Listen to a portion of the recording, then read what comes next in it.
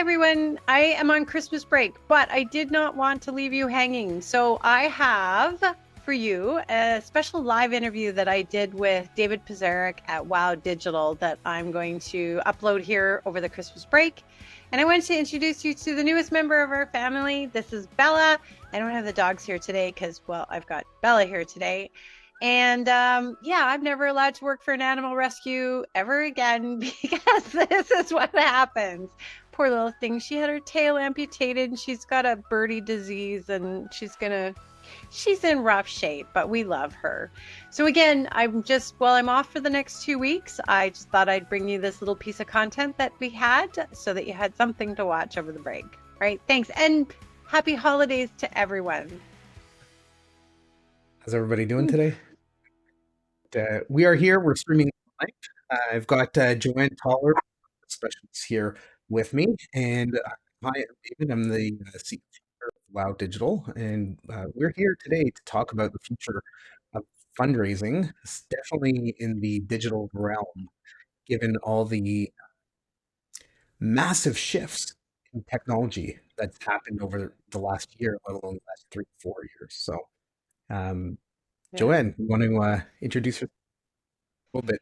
Yeah, Go for it. no, I know I've sort of know a lot of you. I know you guys from our community and David and I love to geek out on this stuff. We get talking about technology and anything in the digital space, and we could just go on for hours. So David approached me and said, "Do you want to do a live?" And I said, "Yes, that sounds like a fantastic idea." Perfect, especially when we get into some of the trends. So some of the trends, one being AI, we're gonna dive into that quite a bit. But yeah, I'm super excited. Joanne, were there any questions or topics that came through from your list? No, just the usual. What are the trends going to be? What should we be keeping an eye out for? And what technology is out there? Things like that. Yeah, I mean, there's a lot of stuff out there. I think definitely AI is one of the bigger things that we need to be thinking about and talking about. And there's lots of different platforms. So how can we actually leverage AI to save us a bit of time and effort? I mean, even if you can save a half hour a week, right? Then that's worth investigating because a half hour a week, right? You're looking at what, 20 hours ish over the course of a year. It's not insignificant. Now, on average, AI saves me 5 hours a week in my work. I mean, that's quite substantial. Yeah. So like if we think about it from a raising perspective, right? What can we do and how can we leverage AI? And I guess before we really get into that idea, that topic, what I did want to mention is we need to be a little bit careful when we're using AI in our businesses, right? Like Joanne and I are doing, but also in the nonprofit space. We don't want to give it. I'm still very weary how the data is being used, right? So we don't want to take a donor list and upload it, right? We want to make sure that we're anonymizing the data that's going in. So sure, you can take a list of donations and you can give people maybe an ID number instead of having their name, remove their email, phone number, address, last four digits of credit card numbers. You want to scrub all of that.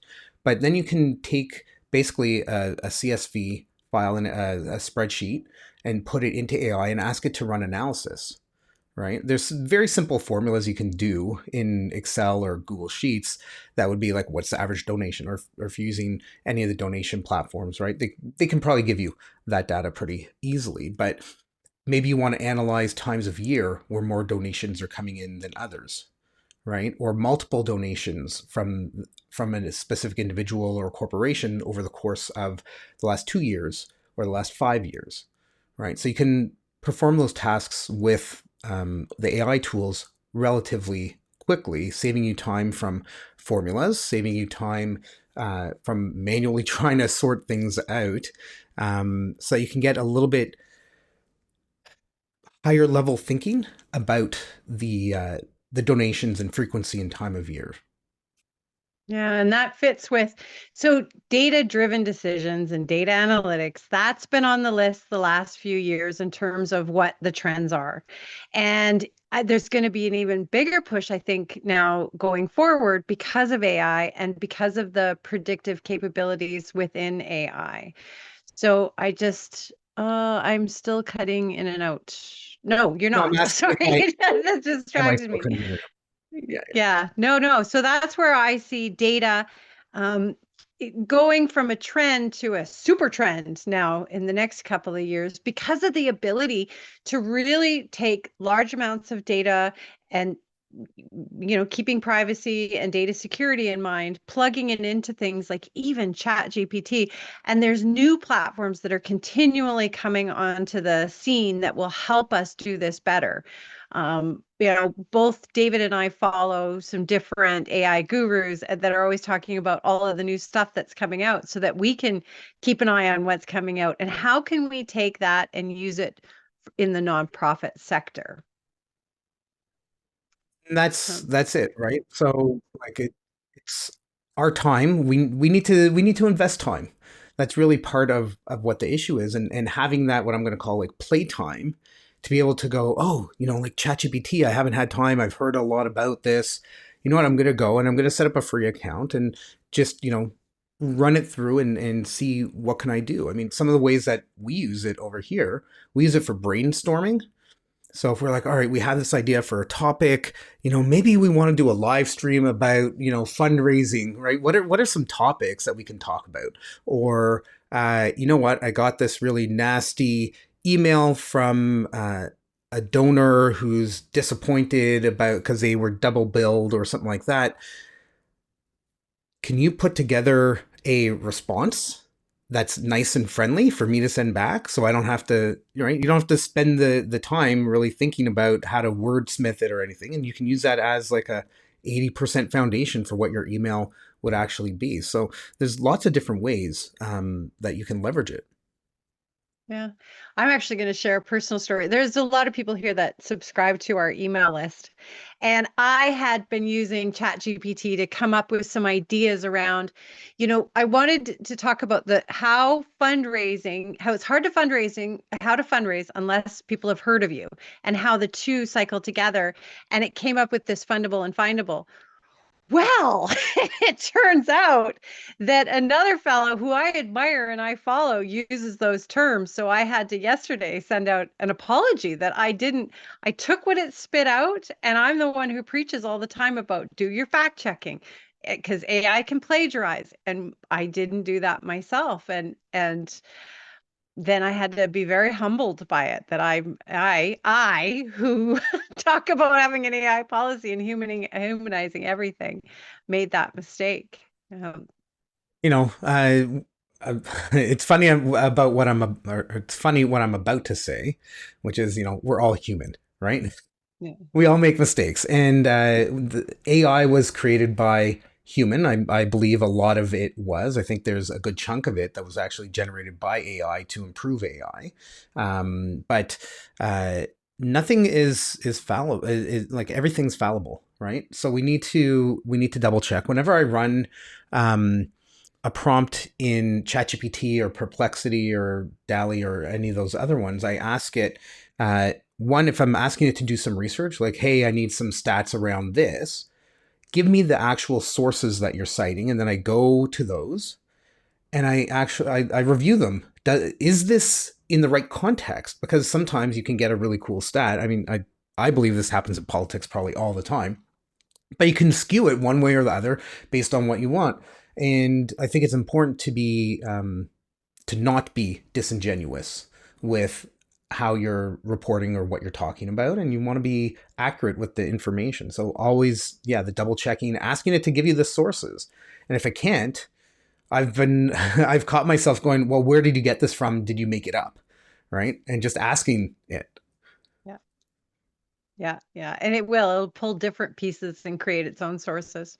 And for anyone who hasn't heard of Perplexity, it is a wonderful, wonderful platform that, yeah, I know we both use it a lot, that you can ask questions like donor research. This is a great tool for donor research. I can take a donor's name, a company name, a grant foundation, and ask it, tell me more about this organization or this person, and it'll spit out all their information that it can find on the internet plus the sources. It does give you the sources. And then I've used it to drill down and say, all right, well, based on the information that's out there, what's the average gift size?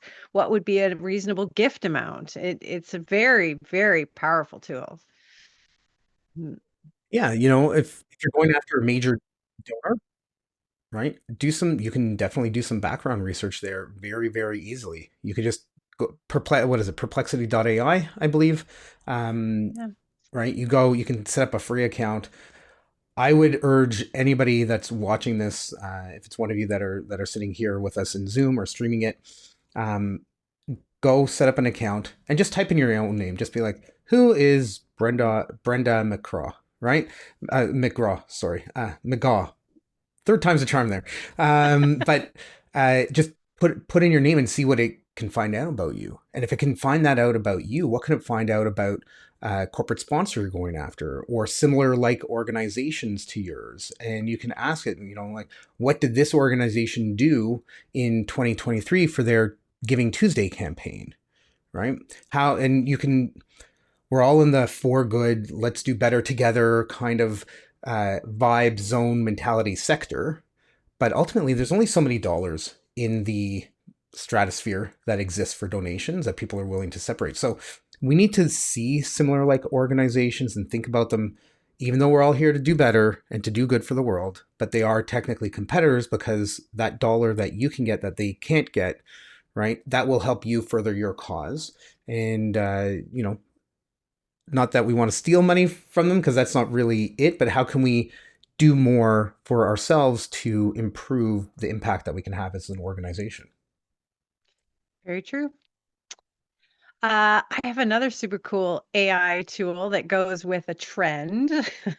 So LinkedIn has been booming lately. I mean, I love LinkedIn for prospect research, connecting with the decision makers at companies. And there is an AI tool that I use called Comment Generator, and they've now started a LinkedIn one so that because LinkedIn changed its algorithm last year, and it's now based like many of the other algorithms on closest connections. So it wants to see a lot of interactions. It wants to see you liking, commenting, and the more you're liking and commenting on posts, the more you're going to show up in the other person's feed.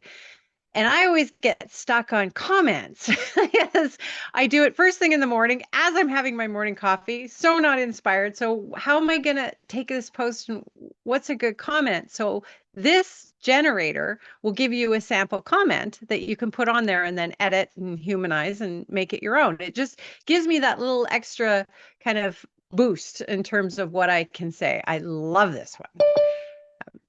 Maybe we'll send out too a list of some of the AIs that we're mentioning in an email after the live. I think that'd Yeah, be a good idea.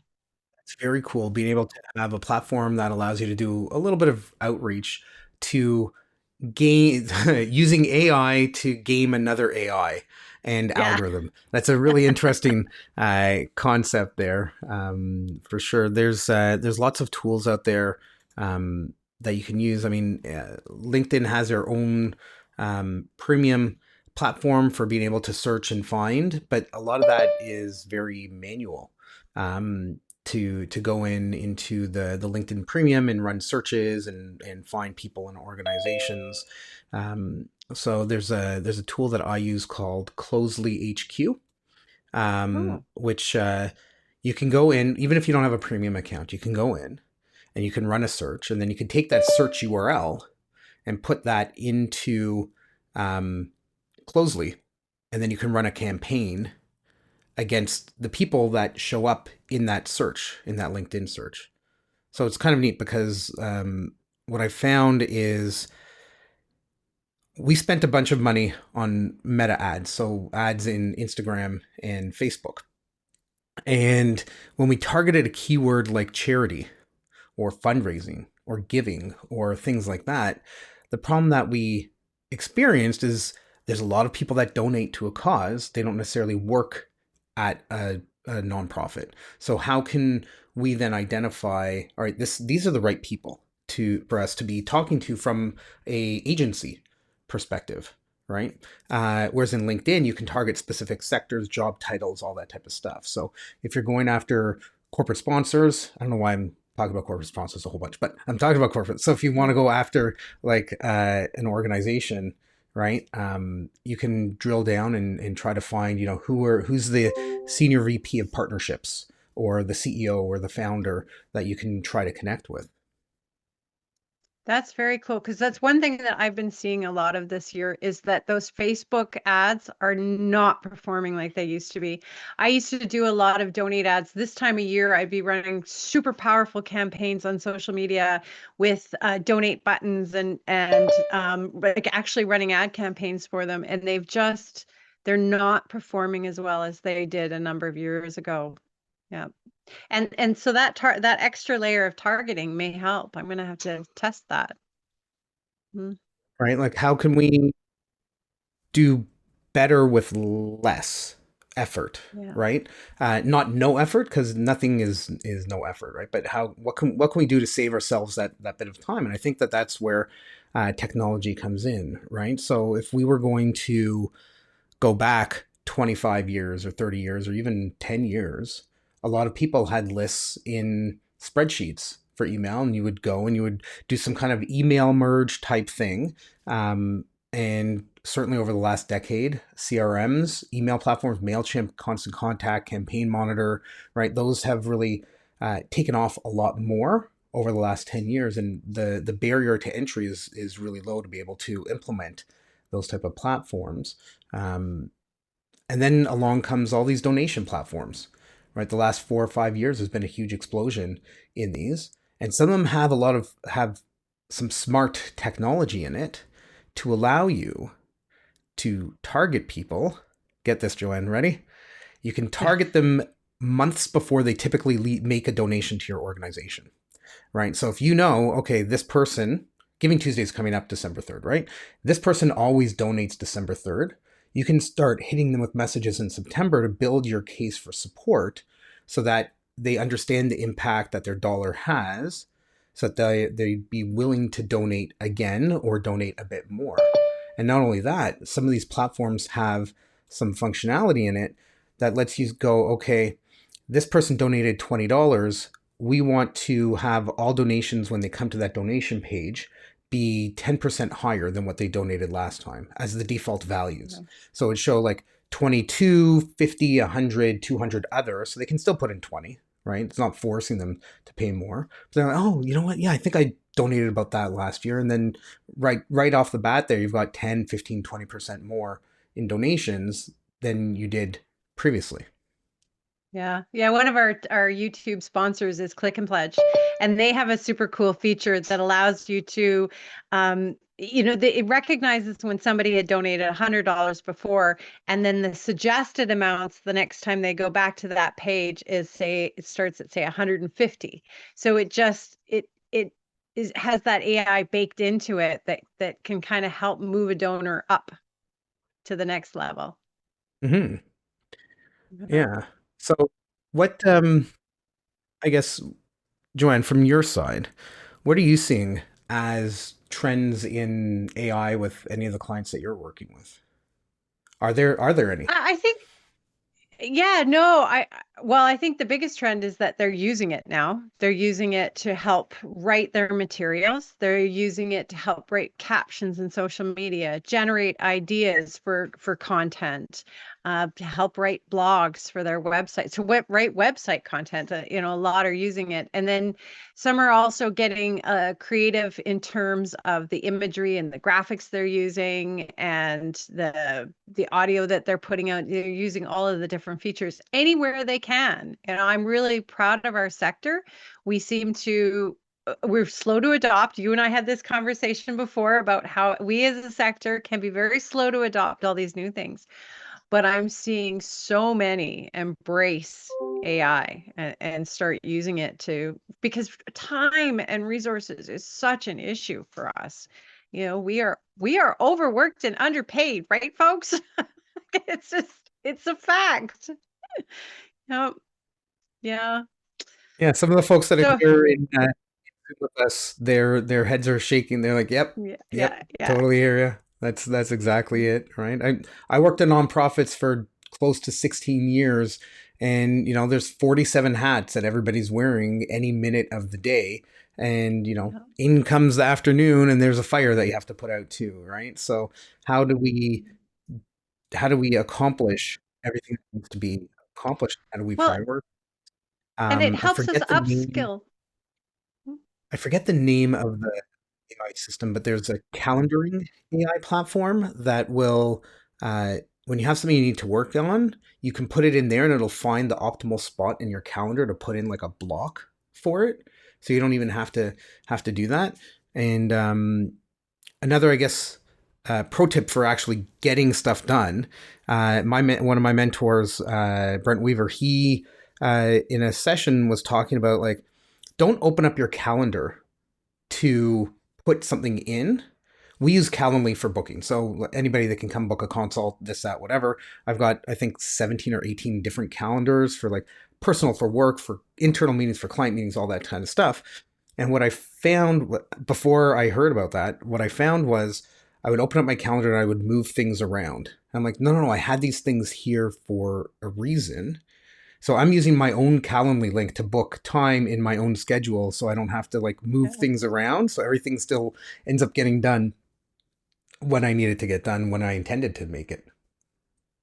And then you have people that are still very old fashioned like me and like write it down on paper. I do use all the tools, but I always end up going back to the paper. Maybe I'm slow to adopt. Yeah, I mean, as somebody who's very digital, I've got a Kanban board on my desk here. I shouldn't have shown that. Maybe that gives a little bit too much insight into me. But yeah, there's some things that I tactile, like this board on the wall behind me for content scheduling. We digitize that after. But there's some things that for me have to be touch feel instead of digital. Yeah. Yeah. So what about you? The question back at you. What are you seeing in terms of the trends with AI in the nonprofit sector? Um, I think the probably the biggest trend is just I don't know what to do. I don't know where to start, right? And the reality is I think a lot of people are worried about AI taking their jobs, right? Hmm? AI is going to take my job. They're not going to need me anymore. I don't believe that. I think the reality, yes, there will be a shift in some work, right? But I think the reality is that people that are using AI are going to take your job. Not AI itself will take your job, because it's enabling, it's super empowering people to do more with less time and accomplish more. So I think there's a if you were to sit down and over the course of 2 weeks, 3 weeks, 4 weeks, just make a list of high level what it is that you're working on, right? So I'm doing email with prospects, I'm reviewing our CRM, I'm reviewing our donor database, I'm creating messaging for an email, I'm creating a news release, I'm creating a blog post, I'm working on social media graphics, like whatever those tasks are that you're working on. Not very specific, but again, just kind of general. That would probably give you really good insight, at least at a minimum of a 2 week period, to extrapolate to go, okay, over the course of a month or a quarter or 6 months, this is the type of work that I'm actually really doing. There is an AI for that. I think there's a website that's like there's an AI for that, or it's something kind of like that where you can go and you can search for AI tools that can do this type of stuff, right? So, for example, if you are doing a lot of video for social, for example, you can take that video, and there's a platform out there, Content Fries, I think, where it'll take the video and split it into multiple segments for you, and you don't have to really think about it, right? So if there are tools out there that allow you to do things faster, but there's also automations, right? So a lot of our clients, what we end up doing for them is we'll once we build the website for them, we'll uh, connect that with Zapier to their email marketing tool. So when they go and post a new news release or a blog article or something like that, it'll automatically create a campaign in their email tool, so that they don't have to spend the time copying and pasting and doing that kind of like grunt work, I guess, to save them, I don't know, maybe 10, 15 minutes for that newsletter. what I always caution people though is do not have it automatically send out the email. No. Right, you always want to take a quick look at it, make sure the formatting's right. Also, maybe something happens and like blows up in the media, and you might not want to send that today. You might want to wait a week or two before sending that article, that topic out.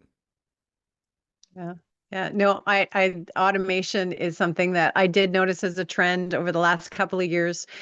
Everything from a donor signs up for your newsletter, you have an automated message that goes out to them and welcomes them, to having that what a lot of businesses do, where, all right, so that email goes out, then a couple of weeks later, this one goes out, and having that almost like a funnel of sorts that you can set up that saves so much time, and block them out for the year. And then all I'm doing is then sending these updates every now and again. And yeah, except for the people on my email list that I work very hard at.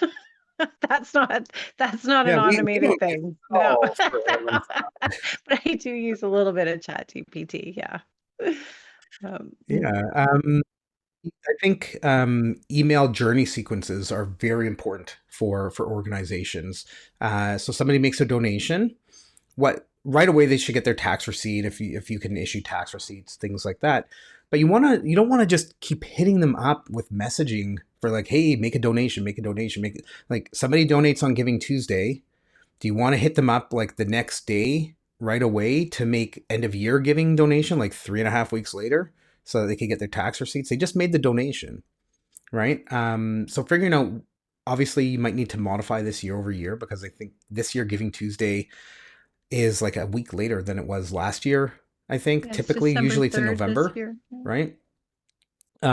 So it's I think there's different pieces, but yeah, what does that sequence look like? Do you want it to feel like it came from a person in your organization or an automated message, right?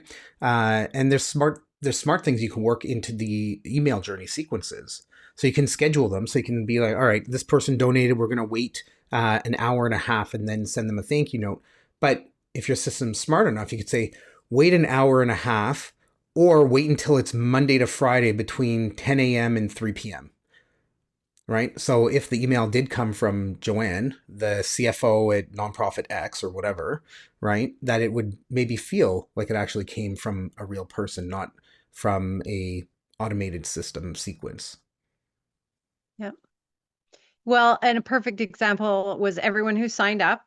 You got your signed up, then you got a reminder the day before, and then another one 15 minutes before. And then well, we're gonna create a nice email with some goodies for you for after this. But yeah, with the whole giving process like that maybe the first one is a thank you, then you send a report, then you send an invitation, you have an event in the spring, and just automating all of that.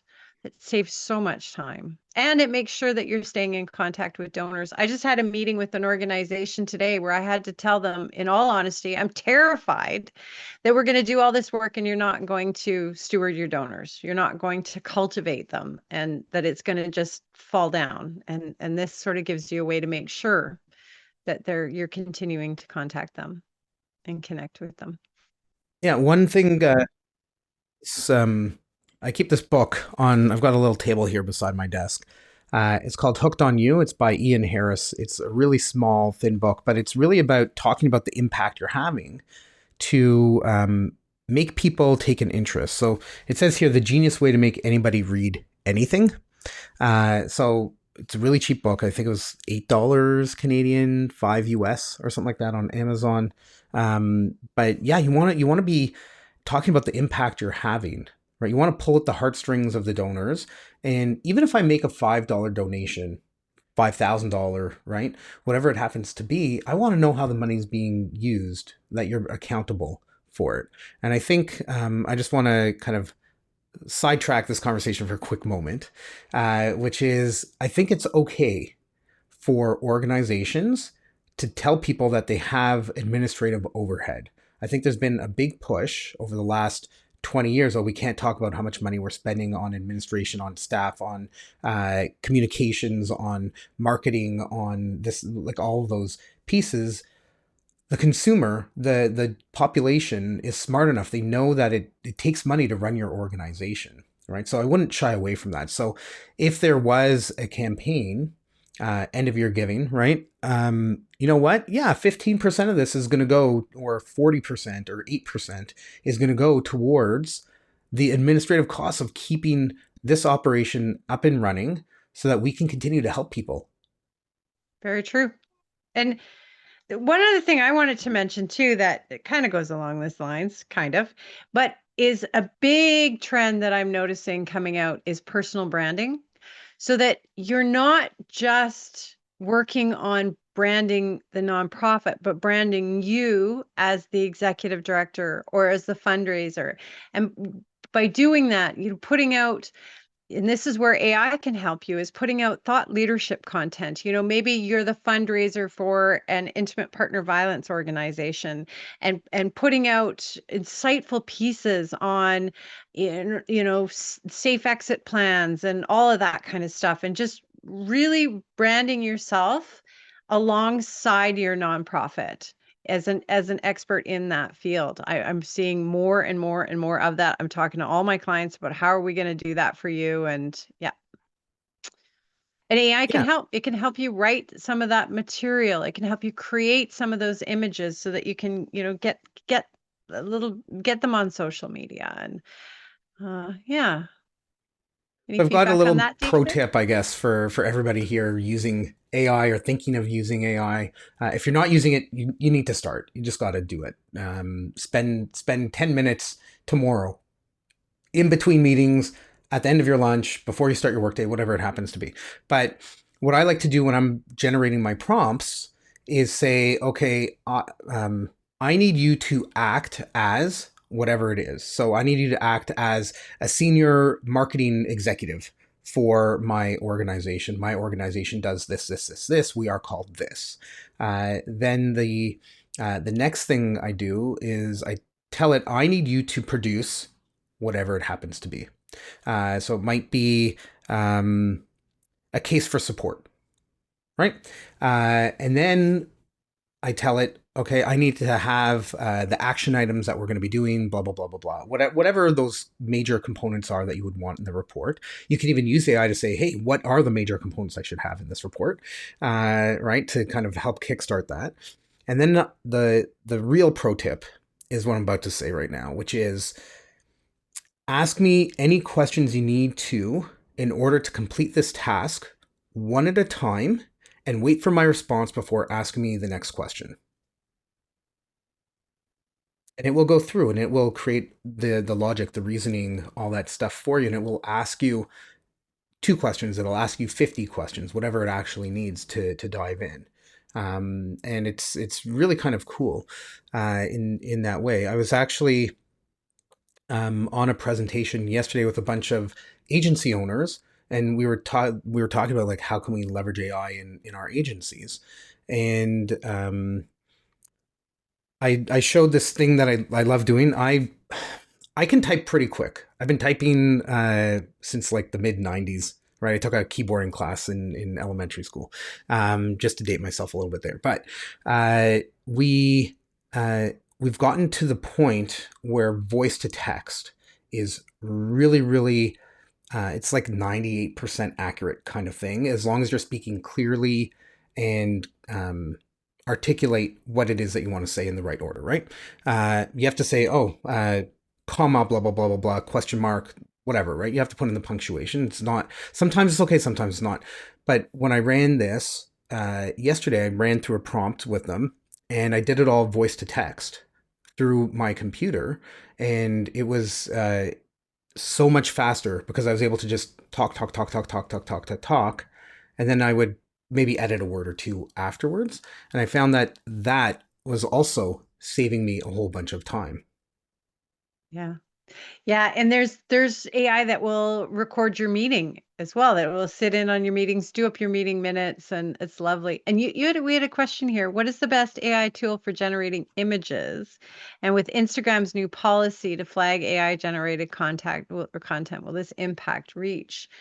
Uh, Hmm. yeah. I mean, I know I have my favorite has been Dolly. or Mid Journey. I tend to just go with Dolly because it's easier for me. What's your faves?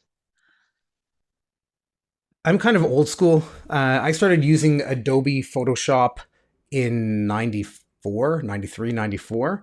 And over the past, I think I noticed it maybe 6 months ago. In Adobe Photoshop, there's AI generation capabilities. So you can open it up and say, I need an image that's blah, blah, blah, blah, blah. And sometimes it's really, really junk. And sometimes it's really, really great. If you want to be a little bit geeky about it, there's a Discord channel for a platform called Midjourney, I believe. So you can put prompts in there, and it will generate. And images that I've gotten from there are actually pretty solid. They're pretty great. Yeah. Yeah, and that's why I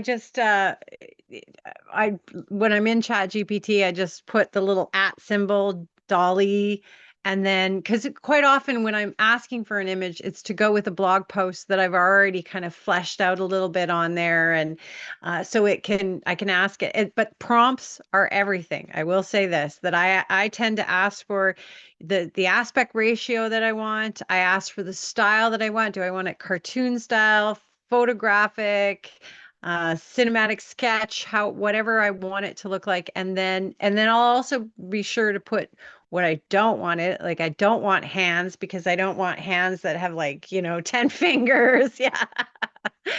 Yeah. And you got to play around with it sometimes, but no. And I believe Dolly is free, right? Midjourney's free.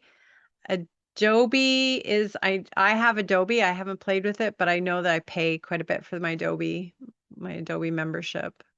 Yeah. Yeah, Did that the Adobe one, you have answer to your have the question? Creative Suite license for it. Yeah. Yeah. No.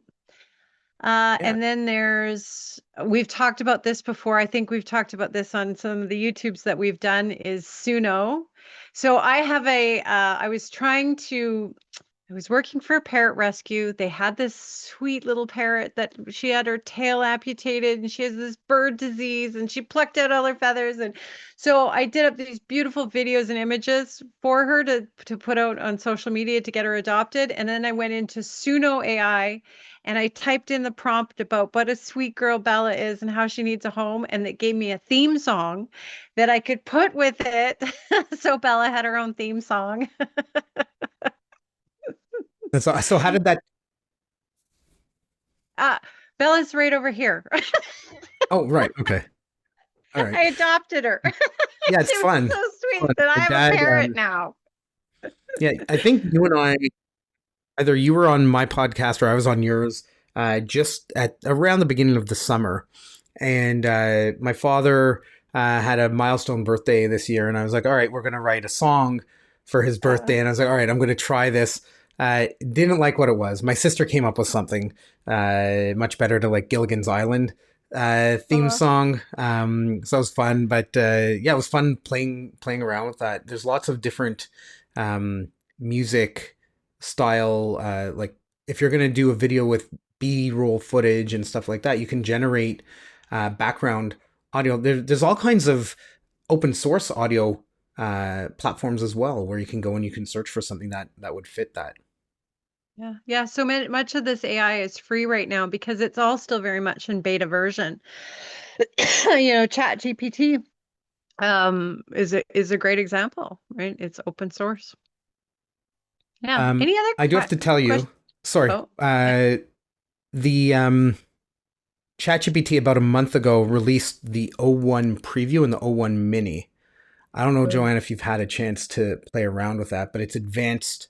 So when you open up ChatGPT, up in the top left, there's a drop. It says it should say 4.0 as like the default, but if you click on that, you can switch it to O1 preview, which is like mega advanced reasoning, and you can do I was on a webinar and they were writing like full Python code and stuff out of this thing, and they had no clue how to do any kind of coding, and it just created all this code and then ran it against uh, a file that they uploaded to analyze all of the projects that they had done over the last year to figure out which ones were the most profitable, which ones took the least amount of time, and ran the data against it, and then it output a report. They uploaded a they created a custom agent, but they uploaded a template file and then it produced the report in a branded template file that they could just download from the GPT. It was like, that is like some crazy ninja stuff. Oh, I'll have to play with that. I have the mini, but it's not generating responses for me right now. So Are you on free ChatGPT or are you on the paid one? I think I'm free right now. Yeah. Okay. On the paid one, it's being a little bit sneaky. We shared a login for everybody in my team, so we're all using it. Mm. And but yeah, it's absolutely game changing. The O1 preview, it's incredibly more advanced. Um, Okay, so that's we'll interesting try it. where things are going with that. Okay. Well, any other trends that you're seeing before we do questions? Because I noticed we're already at quarter after 12. Like I say, Honestly, you and I we can could get talk for, talking about this stuff. yeah, we could talk for hours and hours and hours and more hours about all this for sure. There's so much to talk about it on this side. But I guess for or with us here in the Zoom, are any of you using AI right now? Brenda's going, yeah, kind of. All right. But what are you, Brenda, what are you it for? Mostly idea generation. It depends. I've used it even for Excel formulas because while I'm somewhat familiar with Excel, sometimes the formulas will hang me up. So I will ask it how to solve it. I do tend to go towards it even if I have a question about an app or something that rather than me trying to search through the help of the app, I'll just go to ChatGPT and it will direct me right to the page or the information that I need. So I use it, yeah, in all sorts of different aspects. I rely on it heavily, actually. If anybody couldn't hear the audio, that's in the live stream. Brenda's using it for brainstorming as well as Excel formulas and spreadsheet kind of connecting and stuff like that to be able to create and get access. And I've used it for that too.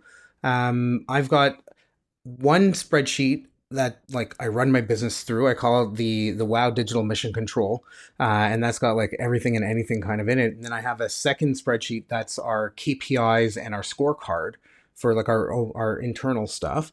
And I want to connect them, but I want to like pull data from this and run queries against it, and then display it here, just so my team knows, for example, for our clients, how much time they have left every month or at that moment based on whatever the work is that we've done with them. So that's more for like people that are with support with us. And I couldn't figure it out. And then at the end of the month, I was like, all right, I need to just automate this. And I put in the prompts. I didn't give it access to my sheets, but I said, here's the sheet that I have. Here are all the columns. Here's the type of data that's in there. I want to pull this in and run this against it over here. And here's how I want it displayed. And the first, I think, 17, 18 times, it wasn't right. It wasn't working. It took a little bit of fixing with it to get it to do that. But and then I have like end of month reporting also, and so we're a Google shop, so we've got Google Sheets, and you can create scripts in Google Sheets. But I'm like, I don't know how to do any of this, so I ran ChatGPT prompts to get the scripts to do the end of year reporting and automate all of that. I was spending maybe 4 months at the end of every month doing that. So yeah, it's freeing up time for sure. Ooh, And we program had development and event idea generation. That's kind of cool. yeah. And Yeah. Connie asked about Grammarly, and yeah, Grammarly does count. I like some of their AI generated content. However, one thing to keep in mind is that when you do a document perfect with Grammarly, you can get picked up by the AI detection software. Like it almost comes out too perfect sometimes, and it does get picked up because I run a program called Undetectable to make sure because blog posts, uh, there was a thing that they didn't like AI generated content. SEO didn't like generated content. I think it does now. I think it accepts it now, but I wanted to double check. And yeah, Grammarly will get picked up by the AI detectors. Mm. Yeah, I'm a super fan of Grammarly, and I love that we can actually customize it. So we can put in words that, like, I'm in Canada. I want to spell color with a U, right? Mm. There's things like that I want it to do, and we use it all the time. Everybody in my team has it, so that they can make sure that everything makes sense that they're sending out. Because sometimes we'll write a sentence and um, it when you reread it, it's a little bit weird, but Grammarly just picks it up. Yeah, So yeah, I I totally have count that dyslexia, and as it it. Yeah. it, it changed my life. Yeah, it has. Like I don't. But yeah, before I had to have a proofreader, and now I don't. So there still will be typos in my content, by the way, guys. It's just a dyslexia thing, but it really helps. Yeah. Software is here to make our lives easier. And don't be scared of playing with it.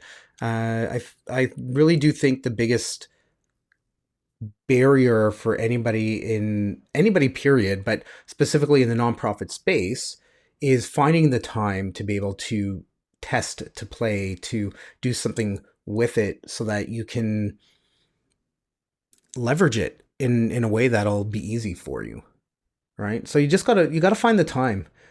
I would encourage everybody, like, even if it's 2 weeks from now, find a half an hour, right? Do not move that block of time. Put it in your calendar. Don't move it, right? Figure out like the day time to play with it, and give yourself the freedom uh, to go. You know what? I am going to dedicate some time to this because it is something that's here. I don't think it's going away anytime soon.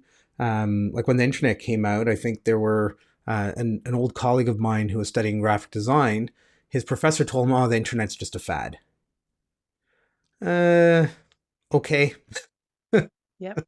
Yeah, I heard the same thing with websites, nonprofit websites. Back when I started, they was 1994 that or if nonprofits were still considering, should we get a website? Should we not get a website? Yeah, and they used to cost thousands of dollars back then, and then you'd be tied to this company that you couldn't do any edits, and look at it now. Yeah, it's changed so much. Yeah. There are AI tools and platforms out there to generate a website for you. I've played with a handful of them. It basically, from what I've seen with it, it feels like a template that they just change a couple colors on and put maybe the text itself is customized, but um, I don't know any nonprofit that would benefit from a website that was created by an AI Yeah, I platform. There's other platforms out there, Wix, Squarespace, Mighty MPO, etc., that you can go to that you can get a website really quickly and easily using a template, but it doesn't feel so much like a template. yeah. So just be a little bit weary as well, right? You want something that fits your style and really showcase organization in the best light possible. Yeah, websites and videos still have a ways to go yet before we're where we want them. Yeah, no, I agree. Websites just aren't there yet. And I'm still have not found a good platform to generate amazing B-roll video yet. Hmm. Yeah, that's it's one of those things. B-roll footage. You sometimes you just gotta go and get the stock footage, or just go and shoot some stuff yourself. I think a lot of people are very hesitant to just like grab their phones and do something with it. I don't believe that anybody is expecting Hollywood production quality from nonprofits, No, no, no. And I right? think if you did have Hollywood quality production, you would have donors saying, "Why did you spend so much money on that?"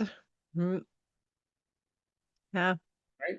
You gotta know your audience. You have to know who you're trying to talk to. You have to understand the uh, psychographics of the individual that you're connecting with to try to get them to care about your cause, right? And if you don't know what psychographics is, my podcast, episode 16, so Nonprofit Digital Success podcast, episode 16, we talk about psychographics, or just go to Perplexity and search what is psychographics and why should my nonprofit care about it, right? And it will give you all the reasoning and rationale around that.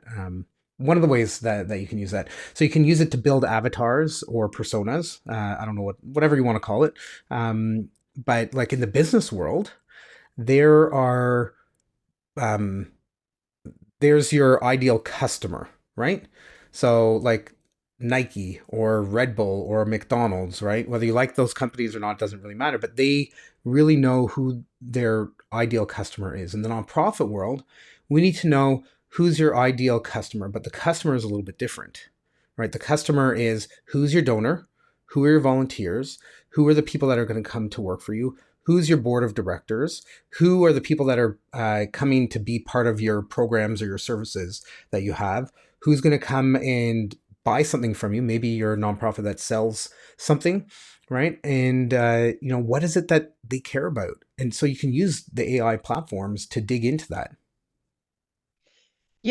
I have done that where I've gone through and I've taken our case and everything that I've written about this nonprofit, thrown it into ChatGPT and asked it to create a donor persona for me for a high-level donor, mid-level donor, small donor, and I'm surprised. It does a pretty good job of coming up with those psychographics. Those what motivates them, what do they do in their free time, what inspires them, what really makes them tick. And yeah, I've been pretty pleased with it because a few of the nonprofits that I've had to use it for, they don't have that donor data for me to go back into. They're new nonprofits, so we had to kind of pull it out of the air for now, but it did a really good job. Right. I think AI can get us to maybe 75, 80, 85% of the way there. And then it's up to the human intelligence, the HI, Mhm. right, to be able to take it to the finish and make sure that everything's accurate. Look, if you have a project and you open up ChatGPT or whatever platform you want, there's a whole bunch of them out there. And you're like, all right, I need a project charter for this. I want to start on this date. It needs to be done by this date. These are the 8 things that it needs to cover. It can create that document for you. But maybe there's some deliverables in that project charter that you're like, I don't want to do that.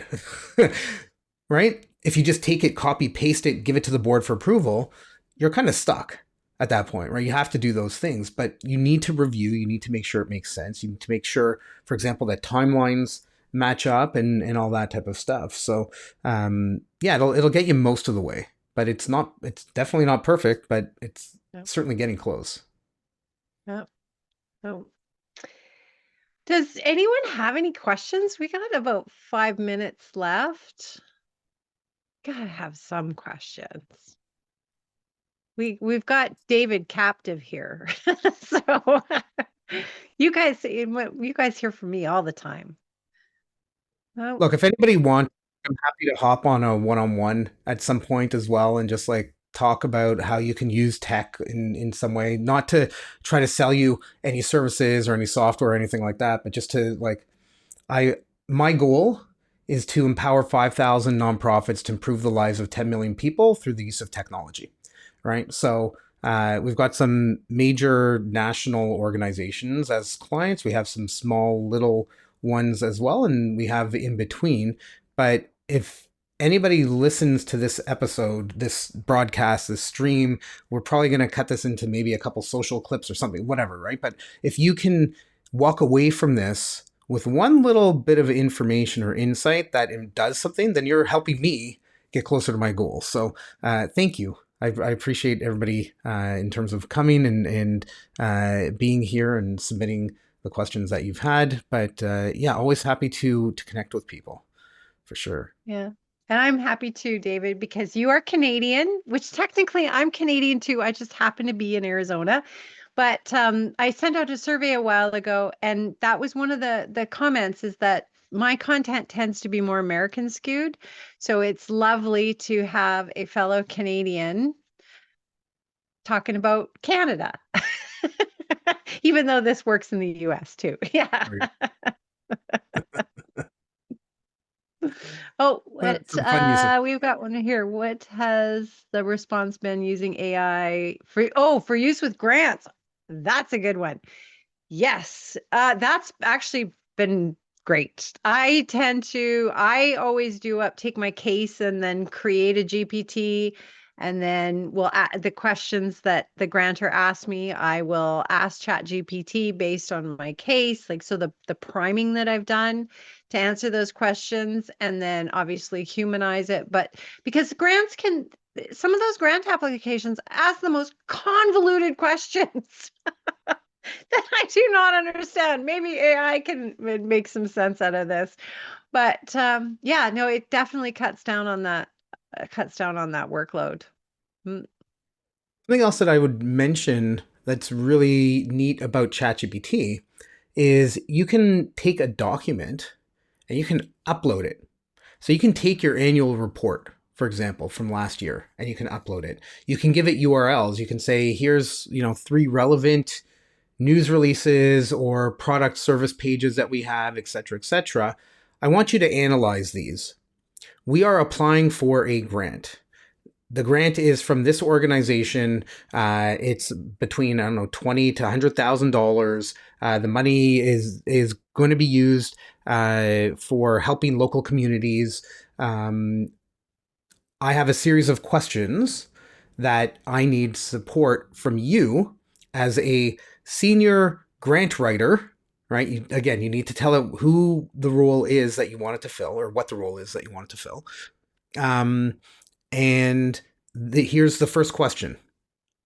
Ask me any questions that you need after reviewing all this stuff I gave you to be able to give me a foundation that I can use for the answer to this question. Yep. Yeah, that little paper So it clip. does take I a little love bit of that back. little paper clip. It does take a little bit back and forth with it to get something out of it that's really good, that's helpful. Um, but you don't have to sit there for hours, like feeling really stressed out. Oh. My favorite prompt, I think, in the whole world is please critique this based on Mm, your experience as give it the job. But yeah, oh, I love that one. Mm. that's a good one. I actually haven't tried that one. I will. So that's a good one, Joanne. Thank you. Yeah. Yeah, if you took your application and put it in and said you are the granting authority, right? What room for improvement do you see in this, right? Or what do you expect the chances are that we would get this grant? It'll give you something about, well, we can't tell you because it depends on the number of applications that were received and blah blah blah blah blah, right? Just like I can't give you the winning lottery numbers, although that would be really Mhm. cool. But leveraging it in a way that will give you an edge, right? But yeah, this was really great. I think it's pretty obvious that like we could probably talk for another week uh, through all this. So if any questions come up, if anybody has anything, absolutely feel free to be in touch for sure. Well, and again, David and I'll put together our list of our favorite AI tools and send that out to you. And we also have some goodies for you guys for participating.